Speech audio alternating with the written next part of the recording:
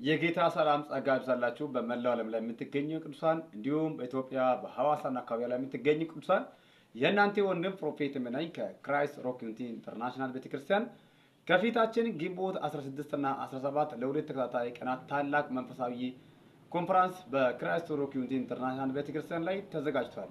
በእነዚህ በሁለት ተከታታይ ቀናት ወንጌል በኃይልና በስልጣን ይሰበካል፣ ለታሙት ይጸዳል፣ በአጋንንት እስራት ውስጥ ለታሰሩ ሰዎች ጌታ መቆጣጠርን ያደርጋል። እርሱና ቤተሰቡ በመገኘት የእግዚአብሔር ጸጋ በረከት ተካፋይ እንድትሆኑ ስል ተጋብዛችኋል። በእነዚህ በሁለት ተከታታይ ቀናት ውስጥ ከተጋባዥ ዘማሪያን ጋራ እግዚአብሔርን በዜማ የምናወድስ ይሆናል። እኔም የእናንተ ወንድም በስፍራው በመገኘት የእግዚአብሔር ቃልን አካፍላችኋለሁ።